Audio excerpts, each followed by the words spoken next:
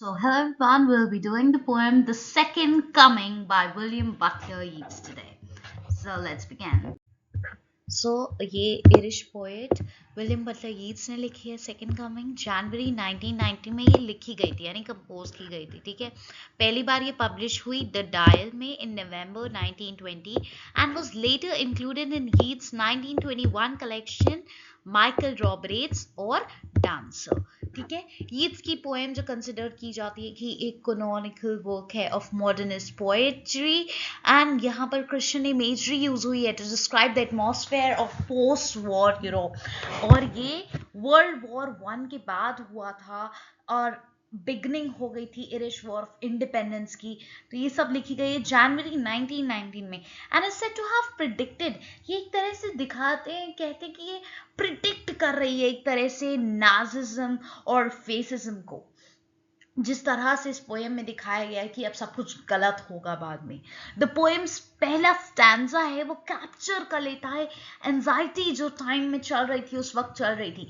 ये इंक्लूड करता है लॉस ऑफ रिलीजियस फेथ खो चुका है, ट्रेडिशनल चीजें, सोसाइटी की स्ट्रक्चर जो है वो बदल चुकी है और अब ओल्ड रूल्स को बिल्कुल अप्लाई ही नहीं करते हैं, सब कुछ बदल गया है। द टाइटल जो शिनुआ अशीबीज का एक नॉवल है थिंग्स फॉल अपार्ट, मतलब एक नॉवल है उसमें थिंग्स फॉल अपार्ट जो है वो टाइटल इसी से लिया गया है। द सेकंड कमिंग ये लिखी गई है डब्ल्यू बी ईट्स ने जो लिखा है इसमें सेकंड कमिंग में word the things fall apart ये यूज किया गया है। ठीक है, so let's begin. First turning and turning in the widening gyre, यानी कि जायर क्या है, एक सर्कुलर मोशन में जो ऐसे घूमता घूमता ऐसा बढ़ता ऊपर चला जा रहा है। एंड यहाँ पर मतलब है कि the falcon can not hear the falconer, मतलब फैल्कन एक तरह की बर्ड होती है और फैल्कनर एक उसका जो मालिक है, यानी कि जो एक हॉक को ट्रेन करता है वो होता है। तो यहाँ पर इसका मतलब है कि जो इंसान है, फैल्कन को इंसान माना गया है और फैल्कनर को भगवान ऑलमाइटी माना गया है। यानी कि इंसान जो है ना उनसे इतना दूर हो गया है भगवान से, वो उनको सुन नहीं पा रहा है। यानी यहाँ बर्ड दिखाई गई है, बर्ड उड़ते उड़ते उड़ते उड़ते जब इतनी दूर ऊपर चली गई कि वो फैल्कनर को नहीं सुन पा रही है। मान लीजिए यहाँ फैल्कनर है, वो नहीं सुन पा रही है, ठीक है, वो इतना दूर हो गई। ऐसे ही इंसान हो गया है, वो भगवान से टच से बहुत दूर हो गया है और वो उन्हें सुन नहीं पा रहा है, उनकी प्रीचिंग्स को समझ नहीं पा रहा है बिल्कुल भी। थिंग्स फॉल अपार्ट, चीजें जो हैं बहुत बिखरी दिखरी हो गई हैं, तहस नहस हो गया है सब कुछ नहीं समझ आ रहा है। ये वर्ल्ड वॉर के बाद लिखी है विलियम बटलर यीट्स ने, इसलिए ये हाल है पोएम में।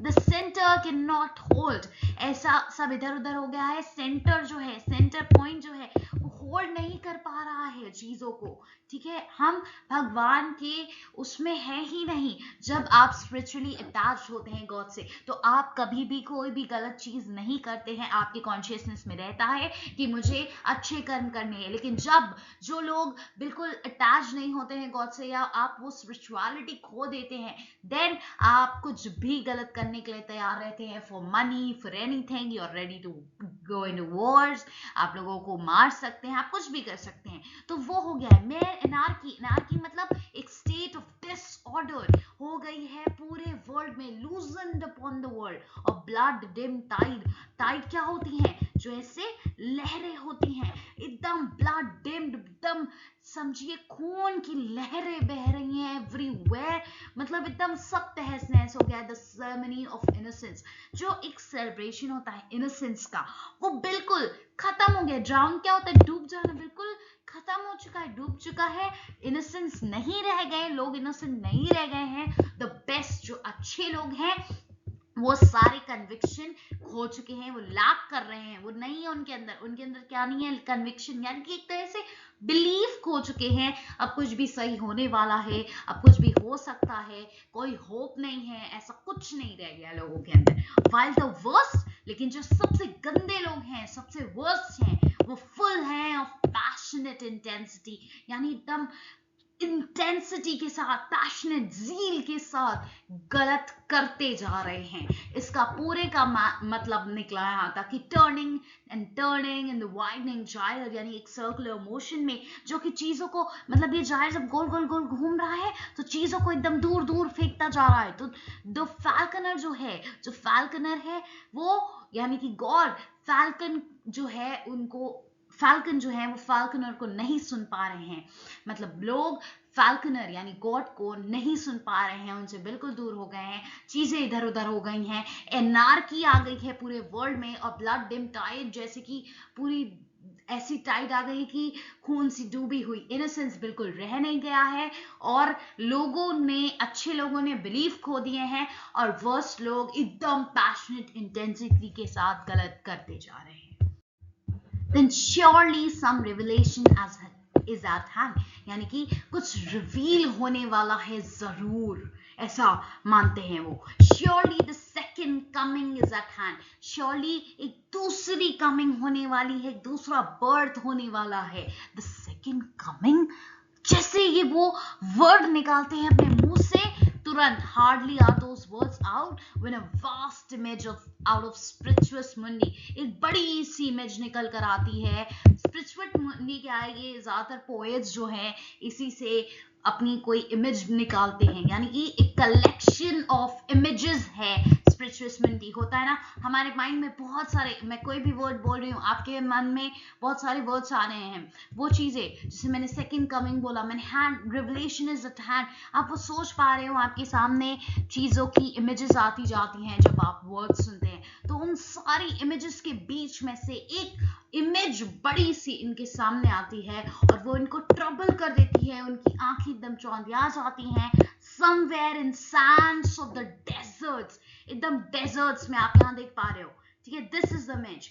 डेजर्ट्स में कहीं एक शेप, एक ऐसा शेप विद लायन बॉडी, उसकी बॉडी कैसी है, लायन जैसी बॉडी, एंड हेड जो है, वो जो हेड है उसका, वो मैन जैसा है। इसमें आप देखिए अच्छे से, हेड जो है उसका मैन जैसा है, और पीछे की बॉडी पूरी लायन जैसी है। ऐसा एक बड़ा सा शेप, ऐसी इमेज उसे दिखती है।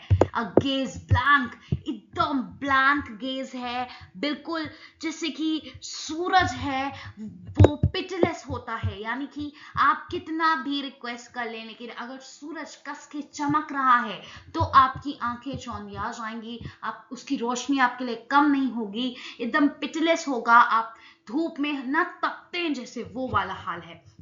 is moving its slow thighs, अपने स्लो थाइज जो है, थाइज के बल पर चल रहा है, धीरे धीरे बढ़ रहा है, while all about it, पूरा मतलब चलता जा रहा है। real shadows of indigent desert birds, जो वहां की डेजर्ट में, जो बताया ना कि ये कहां पर है, डेजर्ट में हो रहा है, तो वहां की जो बर्ड्स हैं, वो बर्ड्स सारी एकदम जैसे कि, इंडिजेंट मतलब है कि अनॉयंस में, एकदम गुस्से में, एंगर में सब घूम रही हैं आसपास, उसके साथ ये देखिए घूम रही हैं, इनके साथ ये धीरे धीरे बढ़ता जा रहा है, और इसके बढ़ने के साथ डार्कनेस ड्रॉप्स अगेन, फिर से अंधेरा छा जाता है।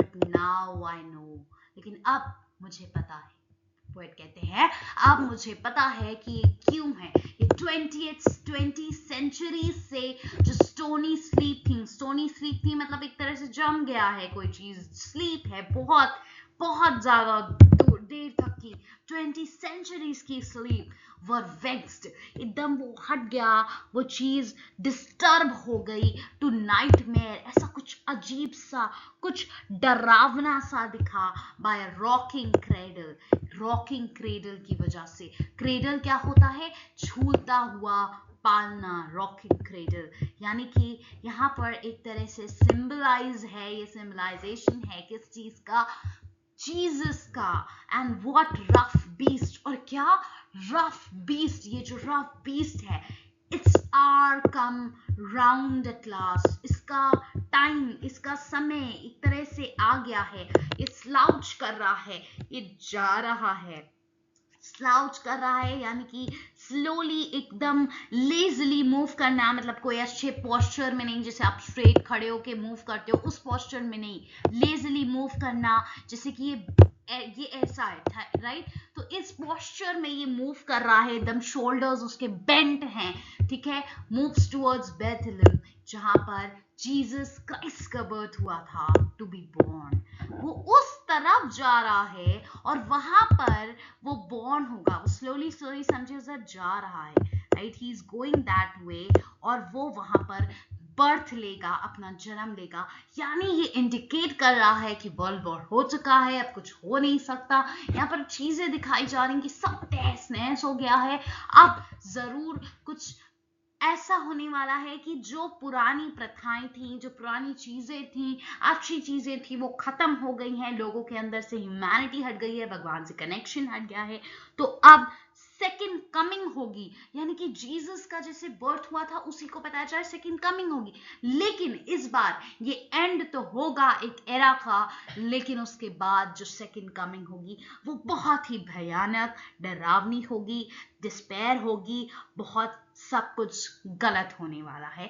इसलिए ही ये जो स्पिरिचुअल मुंडी से निकला हुआ एक अजीब सा इंसान, क्या है ये शेप जो है लायन बॉडी का, हेड ऑफ मैन लेकर वो बढ़ा है, और उसका बर्थ होगा, यानी एंड होगा एक एरा का, और जन्म लेगा एक बहुत ही सब कुछ भयानक, सब गियोटिक चीजें होंगी, ऐसा एरा स्टार्ट होने वाला है। So this is about the poem. I hope you liked it.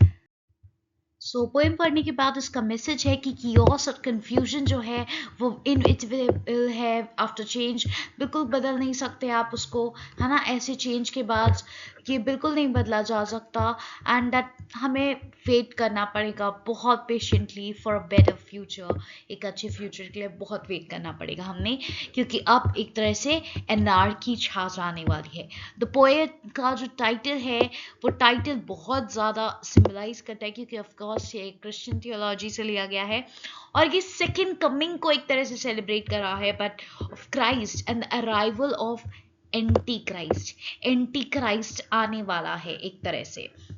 The poem का विजन क्या है, पोएम प्रेजेंट कर रहा है एक विजन।